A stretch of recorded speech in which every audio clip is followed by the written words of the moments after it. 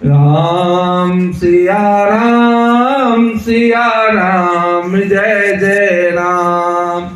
मोनहि दंडवत किन्ह महिषा बार बार पद रज धरि सीसा। राम सिया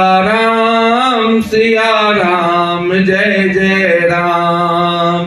कौशिक राव लिए और लाई कहे आशीष पूछी कुशलाई। राम सिया राम जय जय राम। राम सिया राम जय जय राम। जब राजा दशरथ जी ने पुत्रों सहित मुनि को आते देखा तब वे हर्षित होकर उठे और सुख के समुद्र में फांसी लेते हुए चले। पृथ्वीपति दशरथ जी ने मुनि को चरण धूलि को बारंबार सिर पर चढ़ाकर उनको दंडवत प्रणाम किया। विश्वामित्र जी ने राजा को उठाकर हृदय से लगा लिया और आशीर्वाद देकर कुशल पूछी। फिर दोनों भाइयों को दंडवत प्रणाम करके देखकर राजा के हृदय में सुख समाया नहीं। पुत्रों को उठाकर हृदय से लगाकर उन्होंने अपने वियोग जनित दुसह दुख को मिटाया, मानो मृतक शरीर को प्राण मिल गए हो। फिर उन्होंने वशिष्ठ जी के चरणों में सिर नवाया। मुनि श्रेष्ठ ने प्रेम के आनंद में उन्हें हृदय से लगा लिया। दोनों भाइयों ने सब ब्राह्मणों की वंदना की और मन भाए आशीर्वाद पाए। भरत जी ने छोटे भाई शत्रुघ्न जी सहित श्री रामचंद्र जी को प्रणाम किया। प्रभु श्री रामचंद्र जी ने उन्हें उठाकर हृदय से लगा लिया। लक्ष्मण जी दोनों भाइयों को देखकर हर्षित हुए और प्रेम से परिपूर्ण हुए शरीर से उनसे मिले। परिजन परिजन जाति जन रामा जाचक मंत्री मित सिया रामा। राम सिया राम जय जय राम। मिले जथा विधि सबहि प्रभु रामा परम कृपाल विनीत सिया रामा। राम सिया राम जय जय राम। तदंतर परम कृपालु और विनय प्रभु श्री रामचंद्र जी अयोध्या वासियों, कुटुंबियों, जाति के लोगों, याचकों, मंत्रियों और मित्रों सभी से यथा योग्य मिले। प्रभु श्री रामचंद्र जी को देखकर बड़ा शीतल हुए। राम के वियोग में सबके हृदय में जो लोग जल रहे थे वह शांत हो गए। प्रीति की रीति का बखान नहीं हो सकता। राजा के पास चारों पुत्र ऐसी शोभा पा रहे हैं मानो अर्थ, धर्म, काम और मोक्ष शरीर धारण किए हुए हैं। पुत्रों सहित दशरथ जी को देखकर नगर के स्त्री पुरुष बहुत ही प्रसन्न हो रही है। आकाश में देवता फूलों की वर्षा करके नगाड़े बजा रहे हैं और अप्सराएं गा गा कर नाच रही है। अगवानी में आए हुए सदानंद जी, अन्य ब्राह्मण, मंत्रीगण, मागध, सूत, विद्वान और भाटों ने बरात सहित राजा दशरथ जी का आदर सत्कार किया। फिर आज्ञा लेकर वे वापस लौटे। बरात लगन के दिन से पहले आ गई है, इससे जनकपुर में अधिक आनंद छा रहा है। सब लोग ब्रह्मानंद प्राप्त कर रहे हैं और विधाता से मनाकर कहते हैं कि दिन रात बढ़ जाए, बड़े हो जाए। प्रभु श्री रामचंद्र जी और सीता जी सुंदरता की सीमा है। राम सिए शोभा अवतार अवधि दो राज सिया राम राम सिया राम जय जय राम। जहाँ तहाँ पुर जन कहीं असरामा मिल नर नारी समाज सिया राम राम सिया राम जय जय राम राम सिया राम जय जय राम। प्रभु श्री रामचंद्र जी और माता सीता जी सुंदरता की सीमा है और दोनों राजा पुण्य की सीमा है। जहाँ तहाँ जनकपुर वासी स्त्री पुरुषों के समूह इकट्ठे होकर यही कह रहे हैं, जनक जी के सुकृत पुण्य की मूर्ति जानकी जी हैं और दशरथ जी के सुकृत देह धारण किए हुए श्री राम जी हैं। इन दोनों राजाओं के समान किसी ने शिव जी का आराधना न की और न इनके समान किसी ने फल ही पाए। इनके समान जगत में ना कोई हुआ, ना कहीं है, न होने का ही है। हम सब संपूर्ण पुण्यों की राशि हैं जो जगत में जन्म लेकर जनकपुर के निवासी हुए। जिन जान के राम छवि देखे को सोकते हम सारी से विशेष पुनि देखम रघुवीर बियाहु लेव भली विधि लोचन राहु। जय सिया राम जय जय सिया राम श्री राम जय जय राम श्री राम जय जय राम। और जिन्होंने जानकी जी और प्रभु श्री रामचंद्र जी की छवि देखी है, हमारे सरीखा विशेष पुण्यात्मा कौन होगा। और अब हम श्री रघुनाथ जी का विवाह देखेंगे और भली भांति नेत्रों का लाभ लेंगे। कोयल के समान मधुर बोलने वाली स्त्रियां आपस में कहती है कि हे सुंदर नेत्रों वाले, इस विवाह में बड़ा लाभ है। बड़े भाग्य से विधाता ने सब बात बना दी है। ये दोनों भाई हमारे नेत्रों के अतिथि हुआ करेंगे। जनक जी स्नेहवश बार बार सीता जी को बुलावेंगे और करोड़ों कामदेवों के समान सुंदर नेत्रों दोनों भाई सीता जी की लेने विदा कराने आया करेंगे। बारही बार स्नेह बस रामा जनक बोलाओ बसिए सिया राम राम सिया राम जय जय राम। लेना आई हही बंधु दो रामा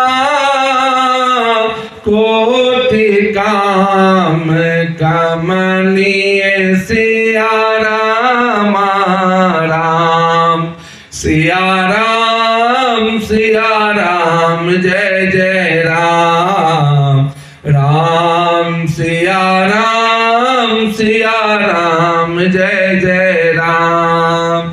जनक जी स्नेहवश बार बार सीता जी को बुलावेंगे और करोड़ों कामदेवों की समान सुंदर दोनों भाई सीता जी को लेने आवेंगे।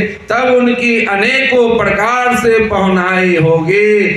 सखी ऐसी ससुराल किसे प्यारी न होगी।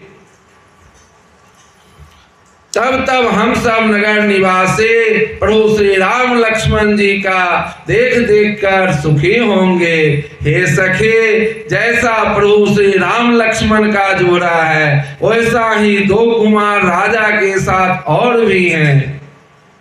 वे भी एक श्याम और दूसरे गौर वर्ण के हैं। उनके भी सब अंग बहुत सुंदर है। जो लोग उन्हें देख आए हैं वे सब यही कहते हैं। एक ने कहा मैंने आज ही उन्हें देखा है, इतने सुंदर हैं मानो ब्रह्मा जी ने उन्हें अपने हाथों संवारा है। भरत तो प्रभु श्री रामचंद्र जी की ही सकल सूरत के हैं। स्त्री पुरुष उन्हें सहसा पहचान नहीं सकते। लक्ष्मण और शत्रुघ्न दोनों का एक रूप है। दोनों के नक्श से शिखा तक सभी अंग अनुपम हैं। मन को बड़े अच्छे लगते हैं, पर सुख मुख से उनका वर्णन नहीं हो सकता। उनकी उपमा के योग तीनों लोकों में कोई नहीं है। उपमान को कह दास तुलसी, कथाओं कवि गोविंद कह बल विनय विद्याशील शोभा सिंधु इनसे नारी सकल पसारी अंचल विधाहि वचन सुनावहि ब्याहि अहु चारौ भाई पुर हम सुमंगल गावहि। दास तुलसीदास जी कहते हैं कि कवि और कोविद विद्वान कहते हैं उनकी उपमा कोई नहीं है। बल विनय विद्याशील और शोभा के समुद्र इनके समान यही हैं। जनकपुर की सब स्त्रियां आंचल फैलाकर विधाता को यह वचन विनती सुनाती है कि चारों भाइयों का विवाह इसी नगर में हो और हम सब सुंदर मंगल गावे। बारी बिलोचन पुलक तन रामा, कहीं परस पर नार सिया रामा। पुण्य पयो निधि भूप दो रामा, सखी सब करब पुरार सिया रामा। जय सिया राम जय जय सिया राम, पार्वती पते हरे हरे। जय जय श्री राम जय राम जय जय राम, पार्वती पते हरे हरे। नेत्रों में प्रेम आंसुओं का जल भरकर पुलकित शरीर से स्त्रियां आपस में कह रही है कि हे सखी, दोनों राजा पुण्य के समुद्र हैं। त्रिपुरारी शिव जी सब मनोरथ पूर्ण करेंगे। इस प्रकार सब मनोरथ कर रही है और हृदय को उमंग कर उत्साह पूर्वक आनंद से भर रही है। सीता जी के स्वयंवर में जो राजा आए थे उन्होंने भी चारों भाइयों को देखकर सुख पाया। प्रभु श्री रामचंद्र जी का निर्मल और महान यश कहते हुए राजा लोग अपने अपने घर गए।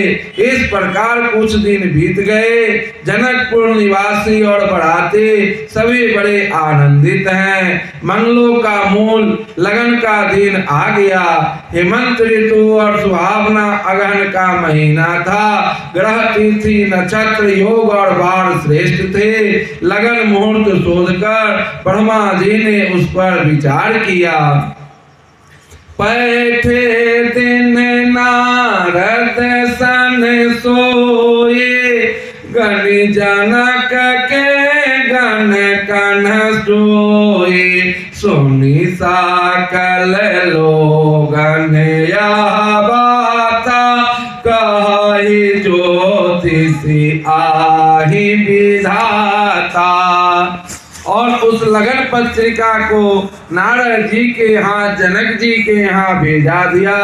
जनक जी के ज्योतिषों ने भी वही गणना कर रखे थे। जब सब लोगों ने यह बात सुनी तो अब वे कहने लगे, यहाँ के ज्योतिषी भी ब्रह्मा ही है। निर्मल और सभी सुंदर मंगलों की मूल गोधली की पवित्र बेला आ गई और अनुकूल सगुन होने लगे। यह जानकर ब्रह्मा जी ने जनक जी से कहा, धेन धुरी बेला बिमल रामा, सकल सुमंगल मूल सिया रामा। विपन्न कहायो विदेशन रामा, जान सगुन अनुकूल सिया रामा। जय सिया राम, जय जय सिया राम। पार्वती पते हरे हरे, जय जय श्री राम, जय राम, जय जय राम। पार्वती पते हरे हरे। तब राजा जनक ने पुरोहित सदानंद जी से कहा कि अब देर का क्या कारण है। तब सदानंद जी ने मंत्रियों को बुलाया। वे सब मंगल का सामान सजा कर ले आए। शंख नगाड़े ढोल और बहुत से बाजे बजने लगे तथा मंगल कलश और शुभ शकुन की वस्तुएं दधि दुर्वा आदि सजाई गई। सुंदर सुहागिन स्त्रियां गीत गा रही है और पवित्र ब्राह्मण वेद की ध्वनि कर रहे हैं। सब लोग इस प्रकार आदर पूर्वक बरात को लेने चले और जहां बरातियों का जनवासा था वहां गए। अवधपति दशरथ जी का समाज वैभव देखकर उनको देवराज इंद्र भी बहुत ही तुच्छ लगने लगे। उन्होंने जाकर विनती की, समय हो गया है, अब पधारिए। यह सुनते ही नगारों पर चोट पड़ी। गुरु वशिष्ठ जी से पूछकर और कुल की सब रीतियों को करके राजा दशरथ जी मुनियों और साधुओं के समाज को साथ लेकर चले। भाग्य विभव अब देश कर रामा, देखी देव बड़माद सिया रामा। राम सिया राम, सिया राम, जय जय राम। लगे सराहन सहस मुख रामा, जानी जन्म निज बाद सिया रामा। राम सिया राम, सिया राम, जय जय राम। सुरन सुमंगल अवसर जाना, बरसहि सुमन बजाए निशाना। राम सिया राम, सिया राम, जय जय राम। राम सिया राम, सिया राम, जय जय राम। अवध नरेश दशरथ जी का भाग्य और वैभव देखकर और अपना जन्म व्यर्थ समझकर ब्रह्मा जी आदि देवता हजारों मुखों से उसकी सराहना करने लगे। देवगण सुंदर मंगल का अवसर जानकर नगारे बजा बजा कर फूल बरसाते हैं। शिव जी, ब्रह्मा जी आदि देव युद्ध टोलियां बना बना कर विमानों पर जा चढ़े और प्रेम से पुलकित शरीर हो तथा हृदय में उत्साह भरकर प्रभु श्री रामचंद्र जी का विवाह देखने चले। जनकपुर को देखकर देवता इतने अनुरक्त हो गए कि इन सब को अपने अपने लोग बहुत तुच्छ लगने लगे। विचित्र मंडप को तथा नाना प्रकार के सब अलौकिक रचनाओं को वे चकित होकर देख रहे हैं। नगर के स्त्री पुरुष रूप के भंडार सुहर श्रेष्ठ धर्मात्मा सुशील और सुजान हैं। उन्हें देखकर सब देवता और देवांगनाएं ऐसे प्रभावित हो गए जैसे चंद्रमा के उजियाले में तारागण फीके पड़ जाते हैं। ब्रह्मा जी को विशेष आश्चर्य हुआ, क्योंकि वहां उन्होंने अपनी कोई करनी रचना तो कहीं देखी ही नहीं। शिवम समझाए देव सब रामा, जनि आचरज भोला सिया राम, राम सिया राम जय जय राम, राम सिया राम जय जय राम। हृदय विचारहु धीर धरि रामा, सिय रघुवीर बियाहु सिया राम, राम सिया राम जय जय राम, राम सिया राम जय जय राम। तब शिव जी ने सब देवताओं को समझाया कि तुम लोग आश्चर्य मत भूलो, हृदय में धीरज धरकर विचार तो करो कि यह भगवान की महामहिमामयी निशक्ति श्री सीता जी का और अखिल ब्रह्मांड के परम ईश्वर साक्षात भगवान प्रभु श्री रामचंद्र जी का विवाह है।